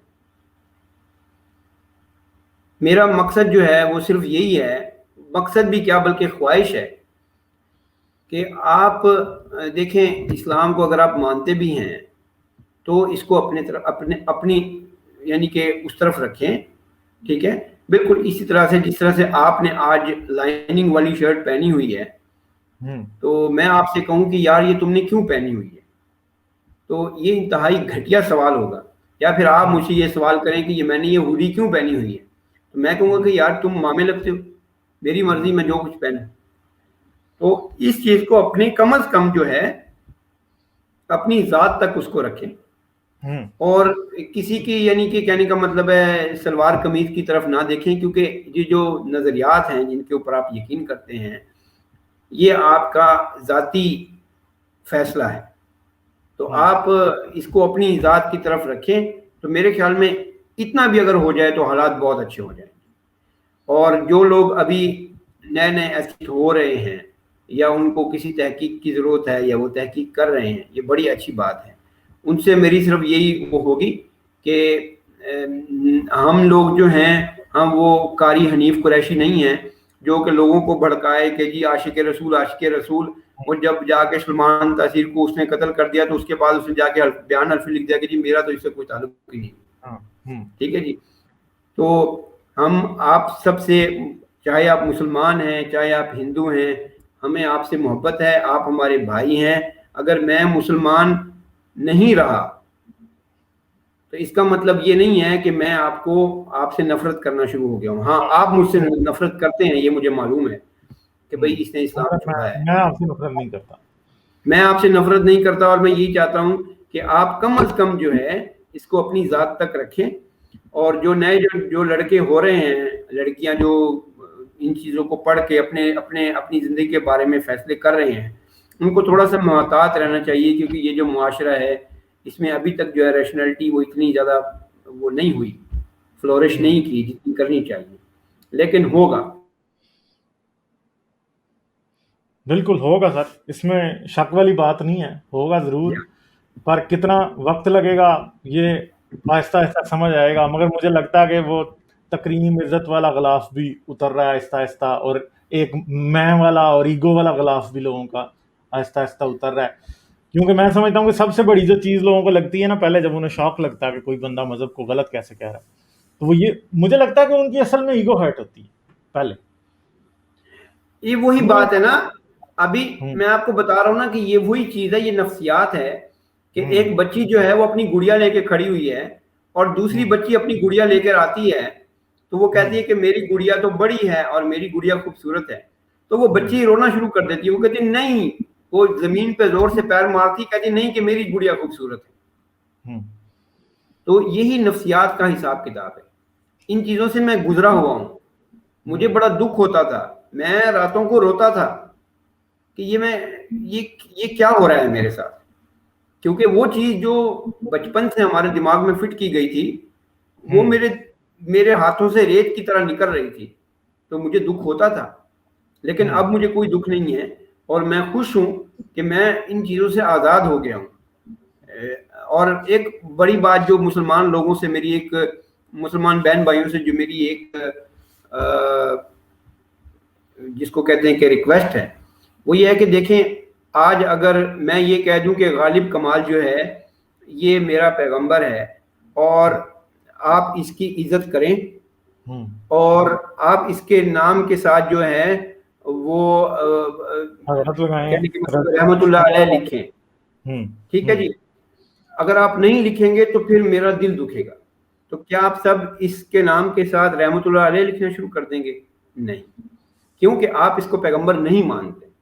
میں مانتا ہوں اور میں نے اپنے آپ سے یہ وعدہ کیا ہے کہ میں اس کے نام کے ساتھ رحمت اللہ علیہ لکھوں گا اور میں اس ہوں کی عزت کروں گا. اس کا آپ مطلب کا یہ نہیں ہے فاطمہ کہ نبی سے لگا دیا جی. اس کا مطلب یہ نہیں ہے کہ دنیا کا ہر شخص جو ہے وہ صرف میرا دل رکھنے کی خاطر اس کے ساتھ رحمت اللہ علیہ لکھنا شروع کر دے. تو اسی لیے جب میں کہتا ہوں، ابھی پچھلی جو بحث ہوئی تھی میں نے لکھا پیغمبر اسلام، تو اس لڑکے نے کہا کہ تم نے صلی اللہ علیہ وآلہ وسلم کیوں نہیں لکھا؟ تو میں نے کہا یہ تو تم لکھو، کیونکہ وہ تو تمہارے لیے صلی اللہ علیہ وآلہ وسلم ہے، ہمارے لیے تو نہیں ہے. یہ تو کچھ بھی نہیں ہے. ہوں ہوں بالکل اسی طرح سے جیسے تم کہتے ہو کہ میں یعنی کہ محمد صلی اللہ علیہ وسلم کو یعنی کہ میں آخری نبی مانتا ہوں، میں کہتا ہوں میں نہیں مانتا. تو اس میں کیا چیز بری ہے؟ میں اختلاف کا حق رکھتا ہوں، یہ میرا بنیادی حق ہے. مگر یہی تو یہ وہ چیز ہے. سمجھتے ہیں. مگر ایک اور نقطے کی طرف چلتے ہیں تھوڑا سا. اس بات کو ان لوگوں کو کیسے سمجھایا جائے کہ جو آدمی آج اپنا مذہب چھوڑ چکا ہے، جب وہ چھوڑ رہا تھا تو وہ اسے چھوڑنا نہیں چاہتا تھا، وہ چاہتا تھا کہ یہ بچ جائے کسی طریقے. میں بھی چاہتا تھا کہ میرا ایمان بچ جائے. آپ مجھے بھی ابھی آپ نے جو بات بتائی ہے اس کے ذریعے مجھے یہی پتا لگا کہ آپ بھی چاہتے تھے کہ یہ بچ جائے. جب یہ وہ آپ کہہ رہے ہیں ہاتھوں سے ریت نکل رہی تھی جب، تو یہ ہم اس بات پہ خوش نہیں ہوتے کہ ریت نکل رہی ہے ہاتھوں سے. یعنی اس وقت جب کیفیت نکل رہی ہوتی ہے، اس وقت جب ہاں ہاتھوں سے ریت نکل رہی ہوتی ہے اس وقت دکھ ہوتا ہے، لیکن اب خوشی ہوتی ہے کہ اچھا ہوا. اب خوشی ہوتی ہے، بعد میں ہوتی ہے خوشی. تو ایسا نہیں ہوتا کہ جی کسی کو بڑا شوق آیا کہ وہ خدا کو چھوڑ دے، اور خدا کو چھوڑنا جو ہے وہ ایک مشکل کام ہی ہوتا ہے. ایسا نہیں وہ، اور یہ سمجھتے ہیں کہ شاید انہوں نے کوئی ان کے دل میں کوئی دنیاوی خواہش ہوگی جس وجہ سے چھوڑ دیا. بات ایسی نہیں ہے. بات ایسی ہے کہ ہم نہیں چاہتے تھے کہ اس کو چھوڑیں، کیونکہ ہم تو اسے اپنی زندگی کا پارٹ جس طرح یہ سمجھتے ہیں ہم بھی سمجھتے تھے. ہم بھی سمجھتے تھے ہمارا خدا ہم سے ناراض ہو جائے گا تو کوئی بڑا مسئلہ پیدا ہو جائے گا زندگی میں. مگر بعد میں پھر جا کے یہ احساس ہوتا ہے. تو میں سمجھتا ہوں کہ ان کو یہ سمجھنا چاہیے کہ کوئی انٹینشنلی، میں وہ نہیں کہتا، مطلب بنتے تو لوگ انٹینشنلی ہیں، بائی چوائس ہی بنتے ہیں، مگر کوئی انٹینشنلی ان سوالوں سے مجبور ہو کے مذہب نہیں چھوڑتا. لوگ نہیں چھوڑنا چاہتے مگر چھٹ جاتا ہے، کیونکہ سچ جب سامنے آ جاتا ہے تو پھر جھوٹ پہ چلنے، جھوٹ والے رستے پہ چلا نہیں جاتا پھر مزید. بالکل ایسا ہے کہ جھوٹ جو ہے وہ زیادہ نہیں چلتا. وہی میں آپ کو ابھی بات کی ہے نا آپ کو تھوڑی دیر پہلے، کہ اگر آپ مجھے یہ کہتے ہیں کہ میرے پیچھے بندوق لے کے چلو، تو اس کا مطلب ہے یا تو آپ کا کوئی دشمن ہے، یا آپ جھوٹے ہیں، یا آپ نے کسی کا پیسہ دینا ہے. تو دفاع جو ہے وہ جھوٹ کا کیا جاتا ہے. سچ کبھی اپنا دفاع نہیں کرواتا، یہ بات یاد رکھ لیں۔ ایگزیکٹلی جو سچ ہے نا وہ سچ اپنا دفاع کبھی نہیں کرواتا، سچ یہ نہیں کہتا کہ سچ بولو، کیونکہ دیکھیں ریاضی کے کسی پروفیسر نے آپ کو یہ نہیں کہا کہ بیٹا میں تمہیں بتا رہا ہوں 1+1 2 ہوتا ہے، 1+1 2 ہوتا ہے، اور لوگ کہیں گے کہ 1+1 3 ہوتا ہے، اور جو 1+1 3 کہے گا اس کو جا کے مار دو۔ نہیں، وہ ریاضی کا پروفیسر یہی کہے گا کہ جو لوگ نہیں مانتے بیٹا ان کو 2 لکڑیاں لے کے دکھاؤ کہ یہ 1 لکڑی ہے اور یہ دوسری لکڑی ہے، 1+1 2 ہو گئے۔ تو وہ کبھی بھی آپ کو یہ نہیں کہے گا کہ جاؤ اس کو مار دو، جاؤ اس کو یہ کر دو، جاؤ اس کو فلاں کر دو۔ یہ جو جتنے بھی توہین اور یہ جو جتنی بھی تکریم کی باتیں ہیں، یہ سب کا سب جو ہے یہ جھوٹ کا ایک ثبوت ہے کہ جتنے بھی مذاہب ہیں دنیا میں وہ یہی کرتے ہیں، جتنے بھی مذاہب ہیں وہ یہی کرتے ہیں کہ وہ کہتے ہیں کہ بس وہ یعنی کہ وہ اپنی عزت کرواتے ہیں، اور وہ کہتے ہیں کہ بس سوال نہیں کرو، کیونکہ سوال کرو گے تو وہ پھر ٹوٹ جائے گا کام۔ یہ چیز آپ سے جو مطلب جو ایک وائٹل کوشچن ہے وہ یہ ہے کہ کیا آپ سمجھتے ہیں کہ پاکستان سیکولر بن سکتا ہے، اور اگر بن سکتا ہے تو ہم کس وقت تک امید کر سکتے ہیں کہ بنے گا؟ سوال بڑا دیکھیں پاکستان سیکولر بن سکتا ہے، اور پاکستان کے سیکولر بننے کی جو شروعات ہیں وہ ہو چکی ہیں، لیکن ہمیں جو ہے وہ صرف ایک کام کرنا ہوگا، وہ یہ ہے کہ جس طرح سے میں بیٹھا ہوتا ہوں، میں نے اپنی وال کے اوپر جو میرے دماغ میں آتا ہے میں وہ لکھ دیتا ہوں۔ ہم کیونکہ دیکھیں میرے بھی 2 بچے ہیں، میں نے ان کو پالنا ہے۔ اگر میں پاکستانی معاشرے کو ٹھیک کرنے پہ لگ جاؤں تو پاکستانی معاشرہ تو شاید ٹھیک نہیں ہوگا، لیکن میرے بچوں کی زندگی جو ہے وہ کھڈے لگ جائے گی۔ ٹھیک ہے، تو میں نے یہ فیصلہ کیا ہے کہ جو میرے دماغ میں آئے میں وہ فیس بک کے اوپر ڈال دوں، اپنے یوٹیوب چینل کے اوپر ڈال دوں، اپنے ٹویٹر اکاؤنٹ کے اوپر ڈال دوں، اپنے انسٹاگرام کے اوپر ڈال دوں، تو لوگ اس کو پڑھتے ہیں اور لوگ پڑھتے چلے جاتے ہیں۔ اور میرے خیال میں یہ بھی جو ہے یہ ایک بہت اہم قسم کی جو تحریک ہے جو ہم سب مل کے چلا رہے ہیں۔ 1000 فالوور 2000 فالوور آپ کے ہیں پکے ٹھکے جو ہیں، 2-3 ہزار جو میرے ہیں، ہر کسی کے ہیں، تو ہم یہ چاہتے ہیں کہ روشنی پھیلتی جائے، پاکستان سیکولر بنے گا، لیکن یہ لانگ ٹرم بات ہے۔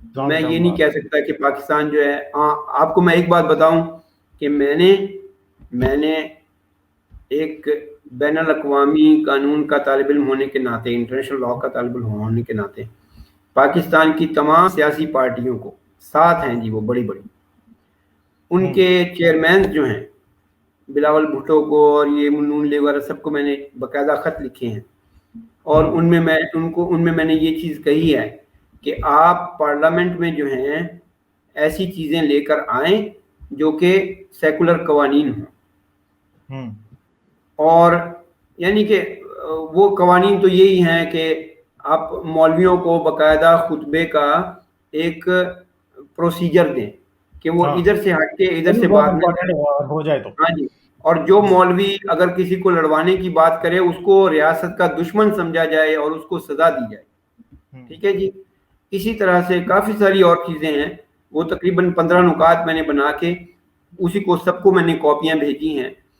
اس کے علاوہ ہاں میں آپ کو دکھاؤں گا وہ، اس کے علاوہ میں نے امریکہ، جرمنی، فرانس، یورپی یونین کا جو یعنی کہ آپ اس کو کیا کہتے ہیں جو مین برسلز میں جو ہیڈ آفس ہے ان کا، ٹھیک ہے، ان کو میں نے باقاعدہ خط لکھے ہیں ایک پاکستانی سٹیزن ہونے کے ناطے کہ پاکستان کی امداد بند کریں، پاکستان کو پریشر کے انڈر لائیں، اور ایک باقاعدہ ہیش ٹیگ ہے جو میرا بنایا ہوا ہے وہ ہے سینکشن پاکستان، وہ بھی میں اکثر لگاتا ہوں۔ آپ اس کو اگر فیس بک پہ لکھیں گے سینکشن پاکستان تو وہ چل رہا ہے ٹیگ، بہت سارے لوگ لکھتے ہیں کہ جب بھی کوئی واقعہ ہوتا ہے تو ہم اس کو بنیاد بنا کے وہ سینکشن پاکستان چلاتے ہیں، اور کافی ساری چیزیں ہیں جو میں نے اس میں لکھی ہیں اور ان کو کہا ہے کہ ان چیزوں کے اوپر ایکشن لیا جائے۔ پاکستان میں ملا ملٹری اتحاد ہے، پاکستان آرمی کو جو ہے آپ اپنی بجٹ دینا بند کریں، اپنے بجٹ میں سے پیسے دینا بند کریں، کیونکہ یہ جو آرمی ہے یہ آپ کو دھوکے دیتی ہے، یہ جو آرمی ہے یہ مذہب کو استعمال کر رہی ہے، تو اس میں کافی ساری چیزیں ایسی آ جاتی ہیں. اور باقاعدہ یہ جو نیا پریزیڈنٹ آیا ہے اس کو بھی میں نے خط لکھا ہے، جو بائیڈن ہے. ٹرمپ کو بھی خط لکھا تھا، پتہ نہیں اس کا کیا بنا، مجھے کوئی جواب نہیں. ہو سکتا ہے ردی کی ٹوکری میں چلا گیا ہو، لیکن میں سمجھتا ہوں کہ مجھے یہ کرنا چاہیے. آپ تو کر رہے ہیں نا، آپ تو کر میں نے کیا. میں نے ملکہ برطانیہ کو باقاعدہ ایک خط لکھا، اس کا مجھے جواب بھی آیا ملکہ کی طرف سے کہ جو ہی کوئی پاکستان کا ہیڈ آف اسٹیٹ ہمارے پاس آئے گا ہم اس سے یہ مسئلہ اٹھائیں گے. ملکہ نے میرے ساتھ آج سے 3 سال پہلے یہ وعدہ کیا تھا کہ جو ہی کوئی پاکستان کا کوئی بھی head of state, running head of state جو ہے عمران خان ہے یا آگے بلاول بھٹو ہے، کوئی بھی جب ہمارے پاس آئے گا تو ہم نے یہ بات آپ کی نوٹ کر لی، ہم ان کے ساتھ اس چیز کے اوپر بات کریں گے. تو یہ کوشش ہمیں جاری رکھنی چاہیے. یہ چیز ہے. باقی ہم ڈنڈے کے زور پہ تو ہم تبلیغ نہیں کر رہے ہیں. ایسا تو نہیں ہوگا کہ پری میچورلی کو پاکستان میں سیکولرزم لے آ جائے تو اس کا بھی حال وہی ہوگا جو پہلے پاکستان میں. اصل میں عوام جب سیکولر طرف جائے گی، ذہن بنیں گے، جو کہ ذہن سازی کی کوشش آپ بھی کر رہے ہیں، ہم بھی کر رہے ہیں، کرتے جا رہے ہیں. اور آپ سب کو یہ بھی بتا دوں کہ میں نے نعمان بھائی کے چینل کا لنک اور ان کے پیج کا لنک دونوں اس ویڈیو کی ڈسکرپشن میں ڈال دیے ہیں، تو چینل کو ضرور جا کے سبسکرائب کریں. آپ کو ان سے بہت کچھ سیکھنے کا موقع ملے گا. ہم نے بھی ان سے بہت سی باتیں سیکھی ہیں اور آپ بھی آگے سیکھتے رہیں گے. تو کوشش کریں گے کہ ساتھ ساتھ ان کے ساتھ اور بھی امپورٹنٹ ٹاپکس پہ بات کریں. اور کیونکہ میں سمجھتا ہوں کہ ان کے پاس بہت نالج ہے، بڑی چیزوں کو یہ بڑے اچھے طریقے سے سمجھتے ہیں، ان کی بہت گہری نظر ہے. ہم تو طالب علم ہیں جی، ہم تو طالب علم ہیں سر. ہم بھی طالب علم ہیں، آپ سے سیکھنے کی کوشش کریں گے. ٹھیک ہے. تو باقی سر آپ کوئی اور بات اینڈ پہ آپ کے ذہن میں ہو جو ایڈ آپ کرنا چاہیں؟ اینڈ پہ میں یہی کہنا چاہوں گا کہ دیکھیے میرا مقصد، غالب کا مقصد، یا کم از کم میرا مقصد تو یہ نہیں ہے کہ آپ اسلام چھوڑ دیں. میرا مقصد تو یہ نہیں ہے کہ آپ ہندوازم کو چھوڑ دیں. لیکن ہم یہی کہنا چاہتے ہیں، جس چیز پہ میں آ کے رکتا ہوں، کہ کم از کم ایک کو ایگزسٹنس پیدا ہونی چاہیے. اور جو بات میں نے آپ کو بتائی ہے، ابھی جو 15 نکات میں نے لکھے ہیں چیئرمین بلاول بھٹو کو اور باقی سیاسی جماعتوں کو، ان میں یہ چیز میں نے لکھی ہے کہ ہم پاکستان کی ایک ابھرتی ہوئی مائنورٹی ہیں. ہمیں کم از کم جو ہے وہ مائنورٹی کے طور پہ ہمیں قبول کیا جائے اور ہمیں ہمارے حق دیے جائیں. یعنی ایک پروٹیکشن ہونی چاہیے ہماری. ہم یہ نہیں کہتے ہیں کہ ہم باہر نکل کے آپ سے کوئی مطالبات کرنا چاہتے ہیں جس طرح سے مولوی نکلتے ہیں، لیکن ہمیں یہ کم از کم اتنا ہونا چاہیے. میری اس وقت یہ جو ہے سب سے بڑا پہلا جو قدم ہے وہ میں یہ چاہتا ہوں کہ پاکستان میں ہو کہ ایتھیسٹ کو اور ایگنوسٹک کو، ملحدین کو اور لا معارفین کو پاکستان میں ایک آفیشیل سٹیٹس مل جائے کہ یہ مائنورٹی ہے. یہ ہماری بس سب سے بڑی فتح ہوگی کہ وہ میں آپ کو بھی بھیجوں گا، آپ بھی پھر وہ یعنی کہ اس کو کر کے بھیج دیجیے گا. جتنے بھی ملحدین ہیں، لا معارفین ہیں، ایتھیسٹ ہیں، ایگنوسٹک ہیں، ان کو چاہیے کہ وہ بھی، ان سب کے میں پتے آپ کو دے دوں گا، سیکریٹریٹس جو ہیں ان کے جو آفیسز ہیں، آپ ان کو بھیجیں تاکہ ان کو معلوم ہو، یہ جو سیاسی قائدین ہیں ان کو معلوم ہو کہ ہاں بھائی یہ جو ایک مطالبہ ہے یہ سامنے ابھر کے آ رہا ہے. اور ایسے لوگ ہمارے ملک میں ہیں، یہ مانے ایسے لوگ ہمارے ملک میں ہیں اور ان کو قبول کرنا پڑے گا. یہ پاکستانی ہیں اور یہ یہاں پر پیدا ہوئے ہیں، یہ بھی اس دھرتی کے بچے ہیں. یہ انہوں نے اپنی چوائس کی ہے، انہوں نے اپنے جن کو چینج کیا ہے. اس کا مطلب یہ نہیں ہے کہ کہنے کا مطلب ہے میری ماں نے مجھے آگ کیا، جی میری ماں نے مجھے آگ کیا تو میں نے اپنی ماں کو خط لکھ کے یہ کہا کہ تم مجھے آگ کر دو، لیکن تم میری جس کو کہتے ہیں کہ رگیں نکال کے ان میں سے خون نہیں نچوڑ سکتی کیونکہ یہ خون تمہارا ہی دوڑا. یعنی آپ کو فیملی کی طرف سے بھی اسلام چھوڑنے کا ٹھیک ٹھاک بیکلیش آیا؟ میں نے پہلے تو میں نے یہ چیز کھل کر کبھی نہیں کہی تھی فیس بک کے اوپر. تو ابھی تقریباً کوئی 7 مہینے پہلے وہ اسی ڈر سے نہیں کہی تھی کہ میں مسلمان نہیں ہوں، کیونکہ میں ڈرتا تھا کہ بھی میرے گھر والے مجھے سب کچھ یعنی کہ چھوڑ کے چلے جائیں گے. تو جو ہی میں نے اس چیز کا اعلان کیا ہے، میرے بھتیجے، میرے بھائی، میرے بچپن کے دوست، میرا کسی کے ساتھ کوئی تعلق نہیں ہے. بلکہ اتنا بھی ہوا کہ میں نے ناظرہ کا جب کارڈ بنوانا تھا تو اس میں گواہ لکھنے تھے کوئی، تو مجھے اپنے دوستوں سے کہنا پڑا کہ یار، تو مجھے دوستوں نے کہا کہ تمہارے تو گھر میں فیملی وغیرہ ہے پاکستان میں. تو میں نے کہا بھائی وہ ان کو جواب نہیں دیں گے، وہ کہہ دیں گے کہ کیونکہ میری ماں نے مجھے آگ کر دیا ہے، میرے بھائیوں کا مجھ سے کوئی تعلق نہیں ہے. تو یہ کرنا پڑا، یہ سہنا پڑا. اب میں کیا کہہ سکتا اور ہوں. یہ صرف اس بات کے پتہ لگنے سے کہ آپ اب مسلمان نہیں. میں نے یہ کہہ دیا کہ جی میں مسلمان نہیں ہوں. تو یعنی یہ مطلب وہ یہ کوئی شعر تھا کہ آسان ہی مسلمان ہونا، تو میرا خیال ہے آسان ہی نہیں، مسلمان ہونا تو بہت آسان ہے. ہاں وہ تو بہت آسان ہے، غیر مسلمان ہونا تو بہت مشکل ہے. بہت مشکل. ظاہری بات ہے کہ جب آپ کو اپنی ماں، مطلب کہ ایک بچے کے دل میں کہتا ہوں کہ مجھے یاد ہے میرے دادا جی تھے تو وہ بہت بوڑھے تھے، تو کبھی کبھی ان کو کوئی درد ہوتی تھی تو وہ اپنی ماں کو یاد کرتے تھے. تو ان کی کوئی ایج شاید 90 ایئرس تھی جہاں تک مجھے یاد ہے. میری ماں کی عمر 81 سال ہے جی، 81 سال ہے میری ماں کی عمر. مگر یہ ہے کہ وہ تو بوڑھوں کو بھی ماں یاد آتی ہے. تو میں واقعی ہمت ہے آپ کی، اور میں آپ کی والدہ اگر کبھی سنیں گے تو میں انہیں یہی کہوں گا کہ جی آپ اپنا بچہ بھلا نہیں سکتی، یاد آپ کو پھر بھی آئے گا، اور آپ بھی اپنی ماں کو کبھی نہیں بھول سکتے. یہ بات ہے. مگر ماں کو تو ہر کوئی بھی نہیں بھولتا. آپ دوسرے ایتھیسٹ ہیں جس کے ساتھ یہ ہوا ہے. ایک اور بھی بندہ ہے ایسا جس سے میں نے یہ بات سنی. نہیں جی، میرے پاس تو باقاعدہ وہ آنکھ نامہ پڑا ہوا ہے کہ میں نے اپنے فلاں فلاں بیٹے کو جو ہے وہ آگ کیا، اور اس میں ساری وجہ لکھی ہوئی. آپ کا نمبر کون سا تھا بہن بھائیوں؟ میں سب سے چھوٹا ہوں، میں سب سے لاڈلا بچہ تھا. پھر یہ بھی سوچ رہے ہیں کہ شاید لاڈوں پیاروں نے اس کو خراب کر دیا. تو مشکل ہے، آسان نہیں ہے. یہ لوگ شاید سمجھتے ہیں کہ بہت کوئی پھولوں کی سیج ہے جس پہ کوئی. اچھا، ایک اور بات میں کہتا چلوں کہ لوگ سمجھتے ہیں کہ پیسے وغیرہ ملتے ہیں، کوئی پتہ نہیں کیا لوگ پاکستان میں سمجھتے ہیں کہ دیکھیں میں نے یہاں پہ 5.5 سال محنت کر کے اپنا گھر خریدا. اس سے پہلے میں سارا یعنی کہ جتنا عرصہ بھی تھا وہ میں اور میری بیوی محنت مزدوری کر کے ہم گھر کا کرایہ دیتے رہے، بچوں کو پالتے رہے، ہم پڑھتے بھی تھے ساتھ ساتھ. ابھی بھی میری بیوی جو ہے وہ ڈاکٹریٹ کی ڈگری کر رہی ہے، میں یعنی کہ انٹرنیشنل لا کر رہا ہوں، میری بیٹا اور بیٹی پڑھ رہے ہیں. تو مجھے آپ یقین مانیں کہ کچھ بھی نہیں ملتا، کچھ بھی نہیں ملتا. اس وقت بھی ایسا ہے، خاص طور پہ یہ کورونا وائرس کے بعد. میں یہ تو نہیں کہتا کہ میں بہت ہی غریب ہوں یا ہینڈ ٹو ماؤتھ ہوں، لیکن یہ ہے کہ حالات کو اتنے اچھے نہیں ہیں. یہ میں نہیں کہہ رہا کہ یعنی کہ میں جو پہلے تھے وہ نہیں ہیں، کیونکہ پہلے میرا بزنس وغیرہ تھا. تو لوگ سمجھتے ہیں کہ ہمیں کوئی پیسے ملتے ہیں، لوگ سمجھتے ہیں ہمیں کچھ ملتا ہے. کچھ بھی نہیں ملتا جناب، کچھ بھی، بلکہ الٹا کھونا پڑتا ہے آپ کو سب کچھ. ہاں، چھینا گیا ہے، کھونا پڑتا ہے، چھینا گیا ہے. اپنی آنکھوں کے سامنے سب کچھ جاتا، میں نے دیکھا ہے خود، آپ نے بھی دیکھا، میں نے تو دیکھا ہے سب کچھ. میرے پاس ہر چیز تھی پاکستان میں، جب سے جلا وطن ہوں مشکل ہے. اور ہر ایک میرے جیسے اور ہیں کتنے.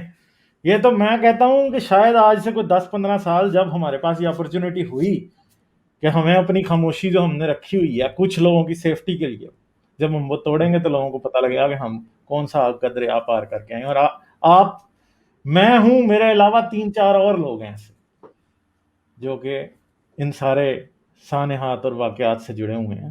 ضرور کبھی بتائیں گے. تو سر آپ ضرور کوئی ٹائم دیجیے گا مجھے، جو آپ نے 14 نکات بنائے ہیں، 15 نکات. جی ہاں، میں انشاءاللہ ضرور آپ کے ساتھ.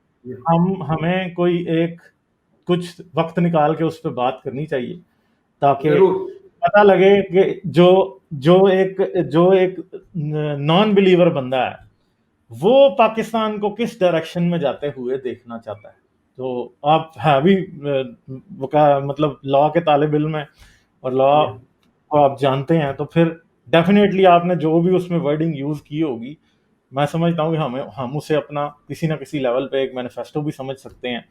اس کو ایک ہمیں بھی یہ مینیفیسٹو نہیں ہے جی، یہ ایک قسم کا ایک جو میں نے ان کو خط لکھا ہے وہ میں آپ کو بعد میں شیئر کر دوں گا، وہ انگلش نہیں ہے، اور اس میں یہ لکھا گیا ہے کہ فلاں فلاں قانون کے تحت ہمیں یہ حق حاصل ہے کہ ہم اپنی مرضی کے فیصلے کریں.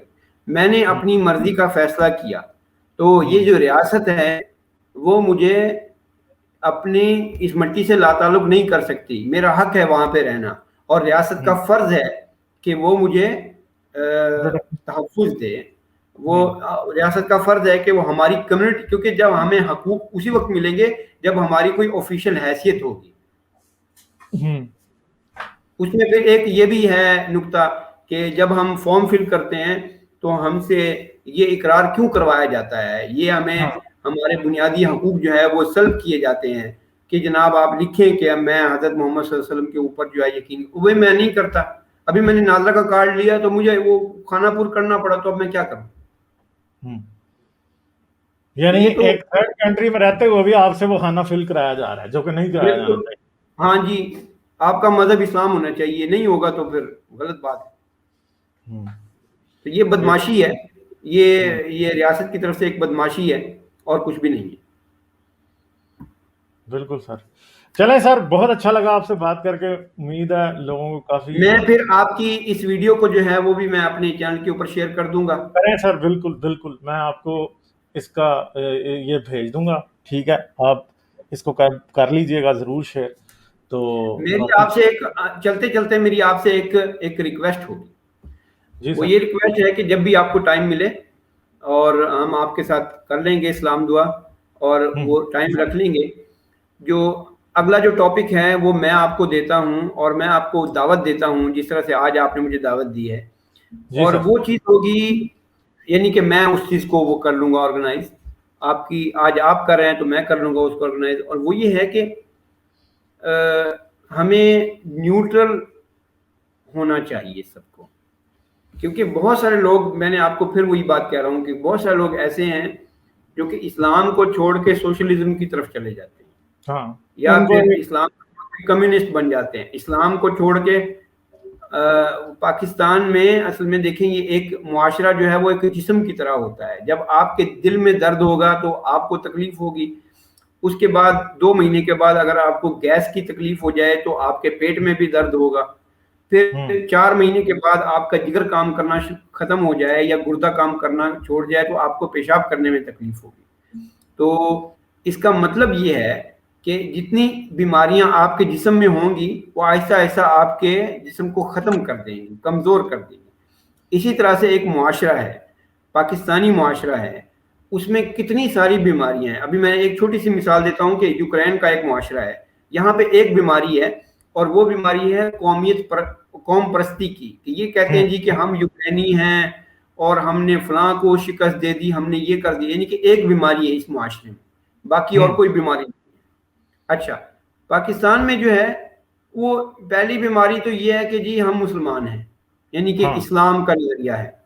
پھر دوسری بیماری یہ ہے کہ جی ہم دیوبندی ہیں، ہم شیعہ ہیں، ہم سنی ہیں، ہم فلاں ہیں. اچھا، مسلک کی بیماری ہے. پھر تیسری بیماری جو ہے وہ یہ ہے کہ آپ پھر قوم پرست ہیں. وہ کہتا ہے جی کہ ہم پٹھان ہیں، ہم سے بہادر کوئی اور ہے ہی نہیں. وہ پنجابی کہتا ہے جی کہ ہم سے تو زیادہ جو ہے جگرے والا کوئی ہے ہی نہیں. بلوچ جو ہیں وہ کہتے ہیں کہ ہم تو کوئی بہت ہی کوئی وکری ٹائپ کے لوگ ہیں. سندھ جو ہے وہ کہتے ہیں کہ ہم سب سے پرانی یہاں پہ قوم ہے، ہم سے یہ تم سب لوگ ہم سے پیدا ہوئے. تو یہ ایک گند سے نکل کے دوسرے گند میں کود جانا کوئی عقل مندی نہیں ہے. اس کے اوپر جو ہے وہ میں آپ کو مدعو کرتا ہوں، آپ کو جب ٹائم ملے یا پھر ہم مل کے کچھ نہ کچھ کرتے ہیں اس کو ڈسکس. بالکل سر، کرتے ہیں، ضرور کرتے ہیں. آپ مجھے نیکسٹ ویک میں ڈیفینیٹلی اس کو کرتے ہیں. مجھے بتا دیجیے گا کس دن آپ کرنا چاہتے ہیں تو ہم یہ کر لیں گے. تو جی چلیں، یہ میں نے ویڈیو کی ڈسکرپشن میں نعمان بھائی کے چینل کا لنک اور ان کے پیج کا لنک ڈالا ہوا ہے. ان کو جائیں، ضرور فالو کریں، چینل کا سبسکرائب کریں. آپ کو ضرور کچھ نہ کچھ سیکھنے کو ملے گا. اور میں تو ہمیشہ یہ کہتا ہوں کہ میری آواز جو ہے وہ آپ کی آواز ہے، اور میرے نعمان بھائی کی آواز بھی میری آواز ہے. ہم سب کی آوازیں جب ملتی ہیں تو پھر یہ ہوتا ہے کہ پھر ہم مل کے آگے پڑھتے ہیں. ایک اکیلا ایک ہوتا ہے، مگر ایک اور ایک مل جائیں تو 11 ہو جاتے ہیں. تو یہ ایک موٹو ہے پیچھے. تو میری تو کوشش یہی ہے کہ جتنے بھی ایسے لوگ ہیں، نعمان بھائی ہو گئے، ان کے علاوہ بھی میں اور لوگوں سے بھی کروں گا. اور میں چاہتا ہوں کہ ہم سارے جو مقصد لے کے ہم چل رہے تھے اس کو ہم مزید آگے بڑھائیں. تو جی اپنا بہت خیال رکھیے گا. ضرور ملیں گے آپ سے جلدی. اور میری طرف سے سلام، آداب، ست سری اکال، نمستے. वीडियो को लाइक करना मत भूलें और अगर आपने अभी तक सब्सक्राइब नहीं किया तो सब्सक्राइब के बटन को दबाकर सब्सक्राइब कर लें और साथ ही घंटी के बटन को दबाकर गेट ऑल नोटिफिकेशंस पर क्लिक कर लें ताकि आपसे किसी भी वीडियो और लाइव स्ट्रीम का नोटिफिकेशन मिस ना होने पाए। इसके साथ साथ मेरे काम को सपोर्ट करने का बेहतरीन तरीका पेट्रियन पर मेंबर बनना है। आप सिर्फ $3 पर मंथ से चैनल की मेंबरशिप हासिल कर सकते हैं। यूट्यूब पर भी आप चैनल के मेंबर बन सकते हैं।